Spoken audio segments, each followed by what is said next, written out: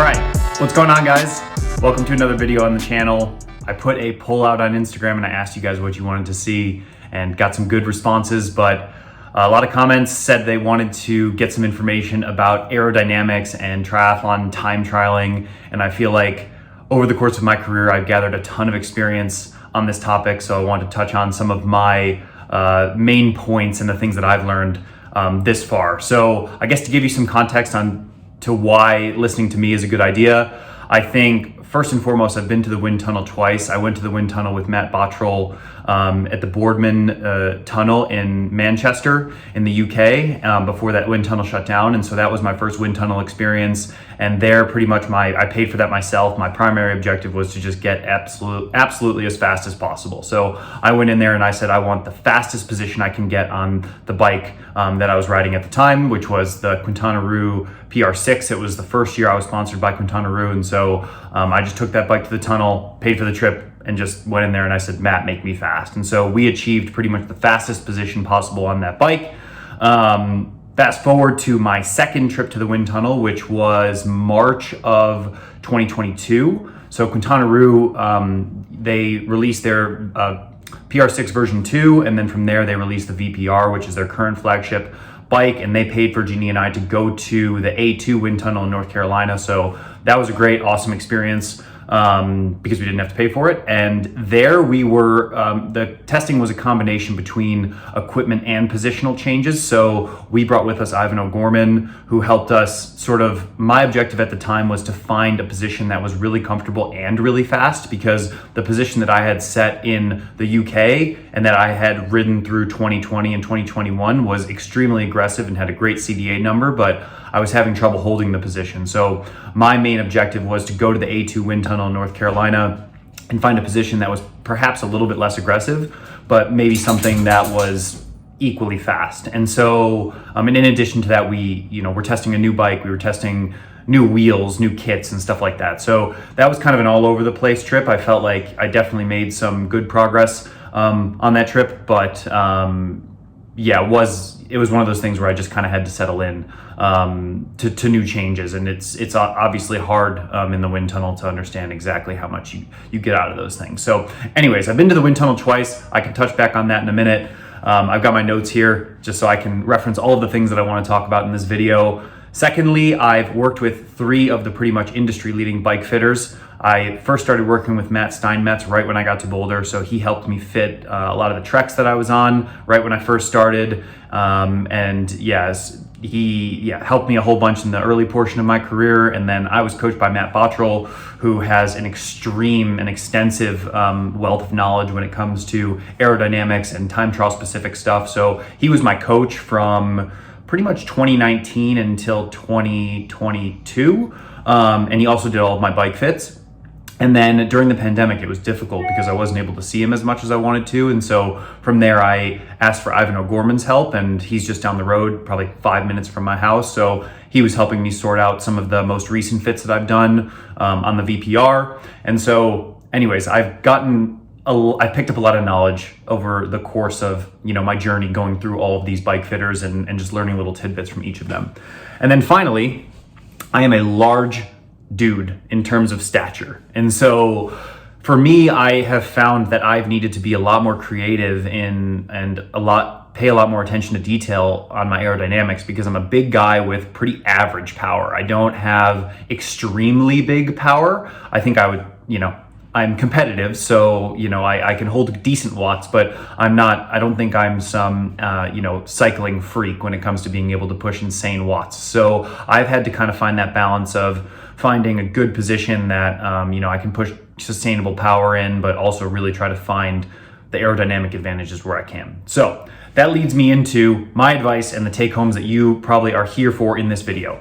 Number 1 is get into the right position. And so as I alluded to early in this video, I went into that first wind tunnel experience saying, I just want the fastest CDA possible. And I went in there and I just held this position. I shrugged my shoulders, I tucked my head, I didn't look down the road, and it spit out a crazy fast CDA.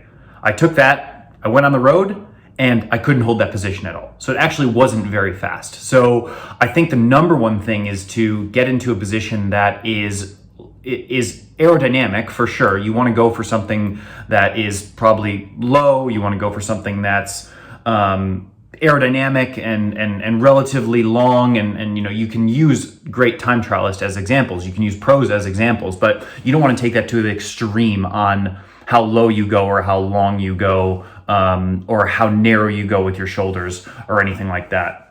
I think that another point here in terms of getting into the right position is the conversation around sustainability. A position is only fast if you can hold the aero position for the entirety of your race duration. So if you're racing an Olympic distance triathlon, maybe you're only riding for an hour, so you can go super aggressive because you only have to hold that for an hour. Whereas if you're racing an Ironman, you might be out there 4, 5, 6, 7 hours. You want to get into a position that you can hold for the entirety of the race duration, because a position that tests really quickly and has a great CDA number is fine, but if you're constantly getting out of the saddle to stretch your back and stretch your glutes and stretch your shoulders, it really doesn't help you at all. So the key is to find something that's kind of in that middle ground of, hey, this is definitely an aero position, but you might want to back off just slightly, raise up the front end a little bit, maybe go a little bit less aggressive on the width of the pads, just give you something where you can be there all day. If your race is going to take you 5 hours for the Ironman bike ride, you want to say, I could sit here for 7, something like that. So finding that middle ground is really important. The next thing is, what do I think is fast? With all of this experience that I have when it comes to aerodynamics and time trialing and all the data that I've come across and the things that I've studied and seen in the real world myself, I do believe that going narrow with, at least for people my size, I've seen pretty consistent data with people my size, going long and going narrow tends to be really fast. All of the testing that I've done with all of the bikes that I've taken to the tunnel and all the real world testing that I've done on the road, going long and narrow tends to be pretty quick. Again, you need something that's sustainable. If your shoulders can't sustain that, then you can't go super narrow. But what I will say is, like, I've never had incredibly flexible shoulders. That's something that I've worked on. So you can improve and you can kind of inch it in to be a little bit more narrow. So that's a consideration if you're trying to get like a little bit of free speed. The next thing is, when it comes to cheap investments, there's a lot of expensive investments out there right now in the world of bikes. Aero chain rings, disc rotor covers, ceramic bearings, and all of these things. Your two most bang for buck items are going to be aero helmets and good tires. And so my recommendations are to get an aero helmet that fits nicely on your back, that isn't sticking up in the air, something that is comfortable and sustainable, something with a good field of view and vision, with a visor that doesn't fog up. So just kind of nailing the basics on the aero helmet, that's going to be a big bang for buck. And then getting new tires every couple races to ensure you're not getting flats, and going tubeless and probably wider than you think. I've been running 28s for the majority of the past couple years with pretty low pressure, and I found that to be incredibly fast.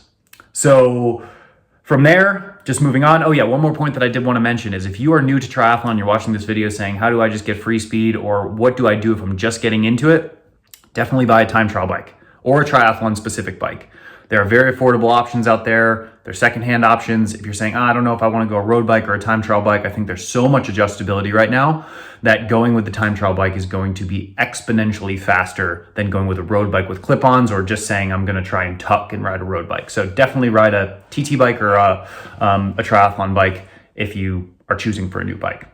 The next point that I have on here is adaptation and training. So your body isn't necessarily made to be on a time trial bike. These time trial bikes, the position that we all ride and that we all get into, is very, very aggressive. So it's something that you have to practice. It's something that you have to train, just like anything else. So my recommendations in that department would be doing very short intervals that challenge the high end of power, they're pretty short, but pretty high in terms of the output, because that's going to stress your musculoskeletal system and your ability to hold the position in one way, and then do very long intervals at a very low intensity. So ensuring that you can push high power in the position and you can be in the position for a very long time. So I think that's super important. And another little trick that I like to do is, I'm sitting in my training room right now. Like, I've got my bike set up on a trainer, and I've got a mirror right here, a big mirror. I got it for like $50. at Target or whatever, and this helps me stay accountable. When I'm riding inside, I'm constantly looking at that mirror, working on shrugging my shoulders, holding myself accountable to hold the position, because oftentimes riding inside, like, your inclination is to get out of the saddle and maybe get a little bit of relief from the position, but just sitting there and kind of hammering it out is your best way to adapt to a position that you do need to train in order to be successful on the race course. The next point I have on here is to test your position in the real world. So it's okay to make adjustments. It's okay to tweak things and say, oh, this is going to be a little bit more aero. This is going to be a little bit more comfortable, but always do short, hard rides with runs off the bike and very long rides with runs off the bike. In triathlon, it doesn't matter if you can't run. Like, you have to be able to get off the bike and run. You know, you bike for show, you run for dough. So that's a big key here. So if you're making positional adjustments or you're trying to sort out your time trial position for the first time, like, you want to make sure that you get off that bike and you feel like you're flying, that the bike hasn't taken anything out of you. And I think with everything I've said here, like, always going on the more conservative end to preserve the run or preserve your ability to maintain the position, that's going to be your best bet. And my final point here, before we wrap up the video, is that practice makes perfect. A lot of the pros you see training on road bikes, and I think that is a little bit of a danger zone for most people, because you've got two systems working here. You've got your musculoskeletal system and you've got your aerobic system. And I feel like for the vast majority of people, it's their ability to muscularly sustain the duration of the event and not fatigue, rather than the strength or the aerobic conditioning that you might need to get from just building up an aerobic system. So I like to think of those two things as separate entities, and I always feel like, even for myself, my muscular ability to sustain the duration of the event is far behind my aerobic conditioning. And so I think getting too reliant on just trying to hit the watts, whether that's on the bullhorns on your time trial bike or on a road bike, like, I think it's very, very important to be doing the vast majority of your training on your time trial bike in your time trial position. And so practice makes perfect. And if you want to get good at time trialing, you have to time trial a whole bunch. So seems simple, but it is something that I think, like, yeah, people sometimes steer away from, that you need some secret code or there's something else going on. It's like, you just got to go back to basics sometimes and ride your tri bike. Like, that's just what it has to be. You know, personally, I love riding my road bike. I love riding my gravel bike, but I think at this phase, and I still do ride those bikes occasionally, like, because I'm fortunate enough to have them, but I feel like every ride is an opportunity to improve. And so I'm trying to maximize my ride opportunities to be better at time trialing and cycling. So I really hope that this video was informational. If you've got any additional questions, like, please pop them down in the comments. If you're liking these videos, let me know. We've got more coming up, and just really appreciate all the love and support. I'll see you in the next video.